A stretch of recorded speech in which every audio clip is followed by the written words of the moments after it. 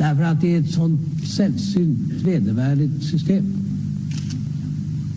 Att på grund av människors hudfärg döma dem till en mycket sämre tillvaro. Och det är en skam för världen så länge detta består. 90 000. Ja, det är mord på Sveavägen. Det var en slakt. Och det var en slaktare, det var bödel som visste precis vad han ville. Han blev inte skjuten som statsminister. Han blev skjuten som privatperson.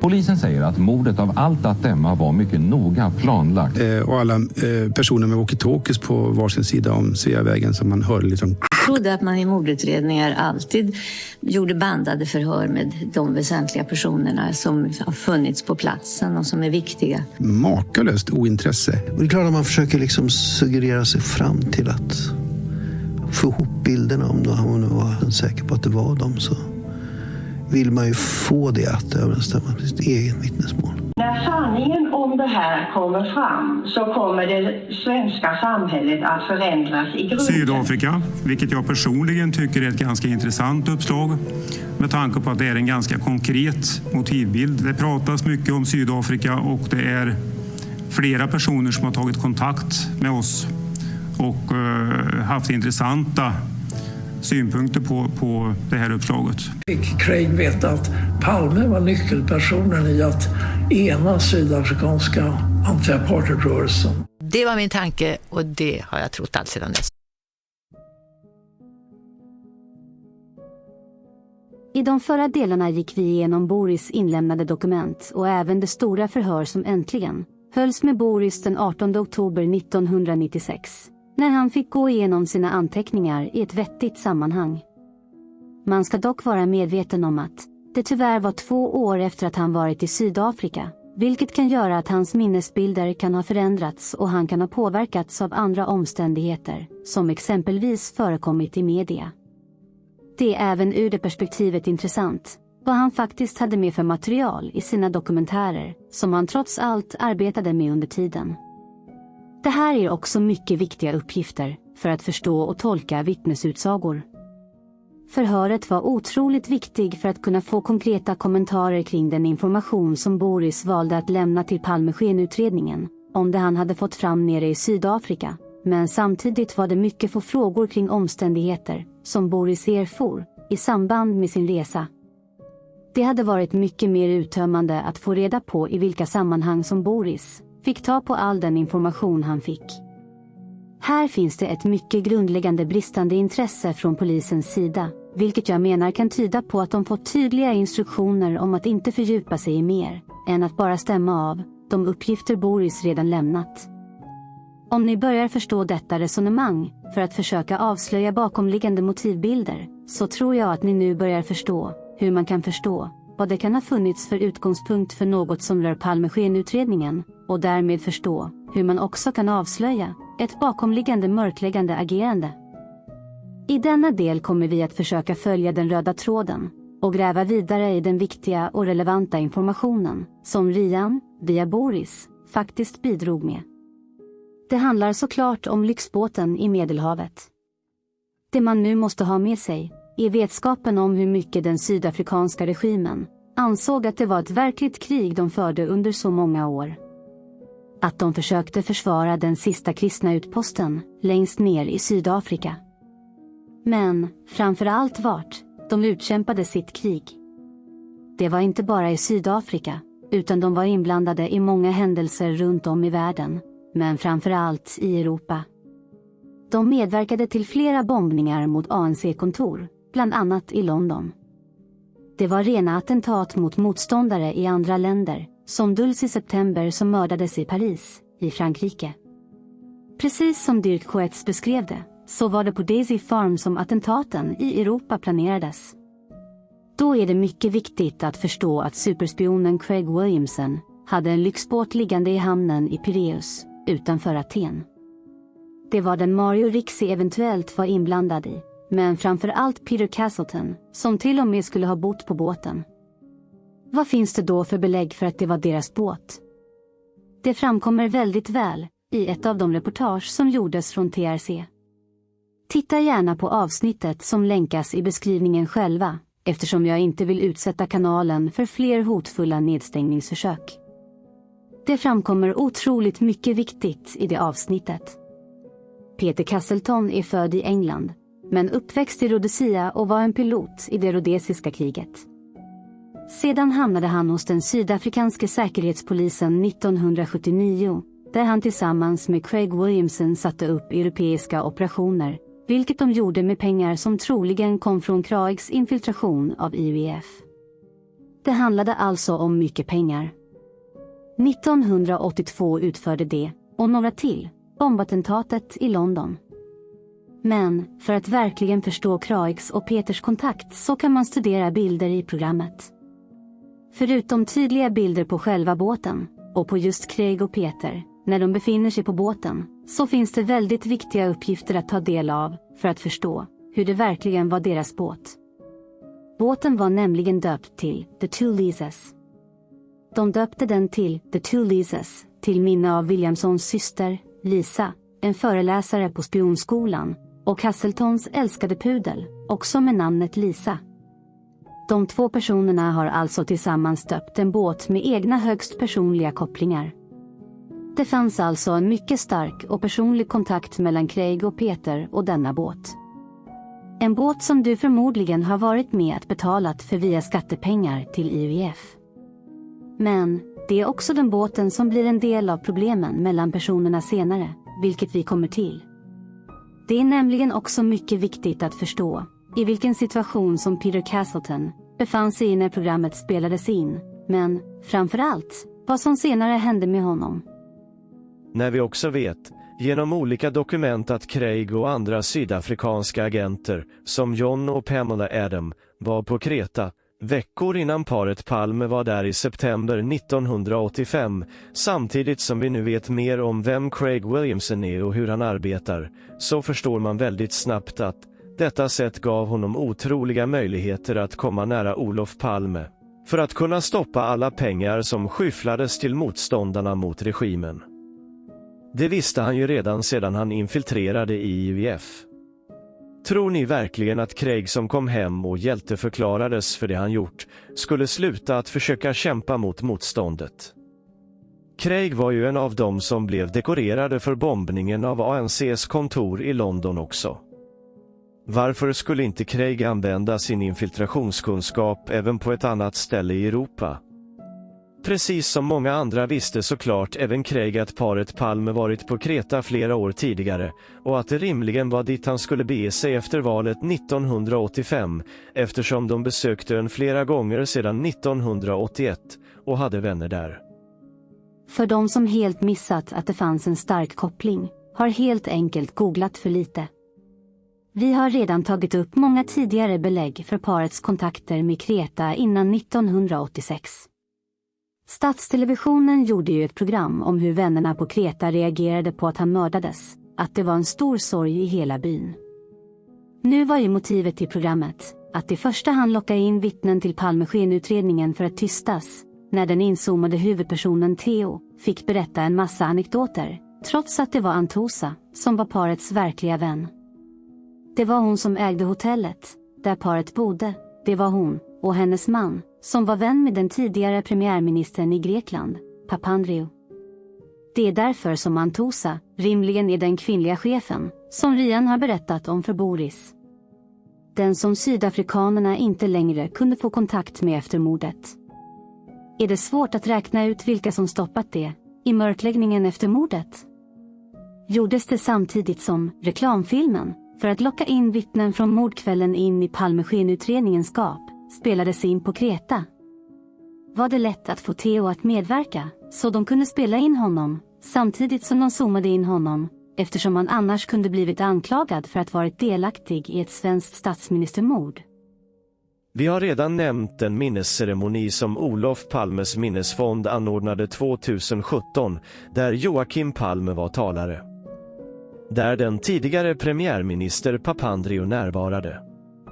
Men för alla som inte än förstår hur stort det var med Palme på Kreta, eftersom allt kring Palme och Kreta, mer eller mindre, genomskinligt mörklagts under alla år, så invigdes förra året ett museum för att hedra Olof Palme. Det var i juni förra året som det var invigning med pompa och ståt. Något som verkligen rapporterats i olika grekiska medier. Men i Sverige verkar det vara ICA-Kuriren och Dala-Demokraten som rapporterat om den stora händelsen. Man kan verkligen undra varför det är så. Det är väl inte så att allt undviks för att kopplingen mellan Theo och Palmemordet ska bli så uppenbart, väl? Här kan man till och med väldigt lätt se hur Olof och hans vän Theo hade en speciell relation, en speciell koppling, när Palmes son Joakim har donerat byxor och skor till museet, som hyllas ihop med stadens framlidne borgmästare. Det verkar helt enkelt båda två vara hedrade tillsammans, vilket skulle kunna förklara varför man inte hittat någon mer information om Theo. Det står nämligen i en av texterna om en framliden Theo, så nu kan väl alla spekulationer om att han skulle kunna reda ut vart han var den 28 februari får koncentreras till andra belägg. Kan det till och med vara så att Kreta har tystats ner, så länge det fortfarande har funnits indragna personer kvar där som skulle kunna försäga sig? Vill bara lägga till att när det gäller Kreta och kopplingen till Palme verkar grekerna ha bättre koll på svensk media än vad svenskar blivit itutade i, när de i artikeln känner sig hoppfulla för att Sveriges statstelevision kommer att lyfta fram museet framöver. Hoppas ni förstår att för en superspion, en soldat i ett krig, är det inte så svårt att infiltrera några personer på en ö i Medelhavet och där finna en möjlighet att komma åt den personen som regimen han slåss för och offrar sitt liv för, har utsett till fiende till staten. Vi kommer framöver att gå in på detaljer, hur kopplingen till Kreta har suddats ut. Vi kommer också repetera alla konkreta belägg för att Theo faktiskt var den person som paret Palme träffade vid reklampelaren, strax före att Anthony Wide iskallt slaktade Olof Palme, ett 15-tal meter senare. Men vi behöver försöka få en ordentlig uppfattning om hur det i Sydafrika gick till när informationen om Craigs äventyr i Medelhavet rimligen har mörklagts. Här tar vi ännu en gång hjälp av de intervjuer som gjorts med Peter Castleton. Det finns nämligen antydningar överallt om vad Peter egentligen hade kunnat avslöja. Vi läser i en artikel. The bizarre life of the man who bombed ANC headquarters in London, and who was crushed to death last week, is recounted by Philip Van Niekerk. When a spy dies, one is left guessing what knowledge he has taken to the grave with him. Peter Castleton, London spymaster of the apartheid government, resident of Blackplace, confidant of the likes of Craig Williamson and Eugene de Kock, died last week and now will never be heard at the Truth and Reconciliation Commission. Perusing the notebooks of the hours I spent with him, I am not sure, at the end of the day, whether he would have helped solve any great mysteries. But he did have a story to tell. More than a year ago, Castleton contacted me, through self-confessed hit squad killer and journalist's friend Dirk Cutsey, with one intention, to reveal the dirt on his longtime associate Craig Williamson, whom he believed had swindled him out of a small fortune. Läser vi Into the Heart of Darkness, Confessions of Apartheid's Assassins, av Chuck Pau, så får vi verkligen en bild av hur livet slutade för Peter. I flera intervjuer med Chuck berättar han om de sista åren. Late last year, 3 months before his death, I sat with security police agent Peter Castleton in the Mozambican city of Beira. It was stinking hot, and as sweat rolled down his overweight body, he told me that he was finished, that he had nothing more to live for, and that his life had been wasted. I achieved nothing in working for them, he said. He was ready to die. In fact, all the killers I have spoken with echo the same sentiment. We have achieved nothing. All the killing was a waste of time and human life. They all say so. Eugene de Kock in Pretoria's Central Prison, Paul Van Vuren on his farm near Warm Baths, Ferdy Barnard in his brothel in Johannesburg, Rich Verster in prison in the south of England. That is why so many of them suffer from post-traumatic stress disorder, PTSD, commonly known as the Vietnam Syndrome. After his release from prison, Castleton came back to South Africa. I had become an embarrassment to the security establishment, and they wanted me out of the way. Craig Williamson negotiated a payment of RL00000, which I was given in cash, and I was told to disappear. Castleton was extremely bitter towards Williamson when he found out that he had lost his pilot's license. His identity as a secret agent had been blown and his savings account had been plundered. He and Williamson had also created a business, Beachport, on the Channel Islands and had built a yacht together. They named it the Two Lisas in memory of Williamson's sister, Liza, a lecturer at the spy school in Pretoria, and Castleton's beloved poodle, also Liza, who had died together in a car accident. When Castleton returned to South Africa, penniless and destitute. That was the end of me. I was left to fend for myself, which was a battle. The biggest mistake of my life was to have ever joined the South African police. It turned out to be a complete fiasco. Eugene de Kock took care of Castleton and gave him a place at Vlakplaas to stay and sleep. He stayed there for 18 months and became one of de Kock's very best friends. De Kock said that after Dirk Coetzee's revelations, he was asked to accommodate Castleton at Vlakplaas. He said the man was living in poverty on a small holding near Johannesburg. He fetched Castleton, registered him as an informant, and paid him R3,500 per month. Castleton commented, "I did nothing." General Basie Smith came to Vlakplaas one day and said, "I have to work." I told him to fuck off and said, "I'm not a laborer, I'm a pilot." These Dutchmen did nothing to help me to renew my pilot's license, and I wouldn't work for them. Shortly after Dirk Coetzee had spoken out, Craig Williamson visited de Kock at Vlakplaas. The super spy was worried that Castleton drank too much and that he would talk. He asked de Kock to take Castleton to Swaziland and to make a plan with him. De Kock said to Williamson to do it himself. As soon as Williamson left, de Kock called me and told me that Williamson wanted me killed. Why would I talk? I was given the 3rd degree by Scotland Yard and never revealed names and rotted in prison for 3 years. I think Williamson wanted me killed because he owed me so much money and was looking for a way to get rid of me. I really hate him. If it wasn't for his kids and his wife, he might not have been as healthy as he is today. Castleton enjoyed life at Vlakplaas. There was a full-time party there. 3 times a week, all the generals were there, celebrating. There was plenty of booze, no problem. He said while he was staying at Vlakplaas, he became involved in a scheme to smuggle emeralds.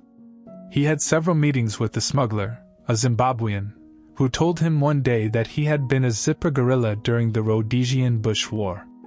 The smuggler proudly told Castleton that he had been involved in the shooting down of a civilian Viscount aircraft over Matabele Land in 1978, in which 13 people had been killed. Every Sunday morning, Castleton would cook de Kock a hot chicken peri-peri in the kitchen of the Brass Bell restaurant in Pretoria. He said he once had to sell his watch to obtain money to buy a chicken. When Castleton's dog Boobas went missing, de Kock pinned up a note on the prison's notice board offering AR-500 reward for the return of the French poodle. Castleton was already in Beira when Eugene de Kock was sentenced to imprisonment of 2 life terms and a total of 212 years in jail. He didn't visit him on the Sunday before the final verdict was passed, only the 3rd time in 2.5 years that Castleton wasn't there. He said he couldn't have faced de Kock, because he knew his friend was going to be put away forever and there was no way he could have comforted him. Prison life is hell. What do you tell somebody who is going to stay there forever? When a spy suddenly dies, one is always left with suspicion that he may have been a victim of his own craft.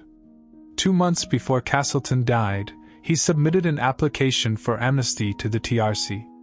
He would have confessed his complicity in the London bombing and was contemplating telling even more.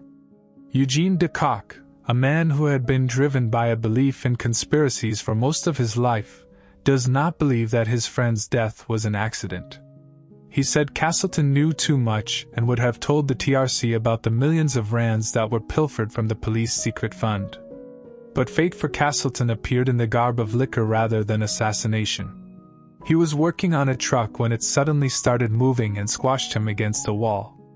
Friends said that he had been drinking since early that morning, but that he wasn't drunk. Pinned against the wall, his last words were, "I'm dying. I'm going to die," before slipping into unconsciousness.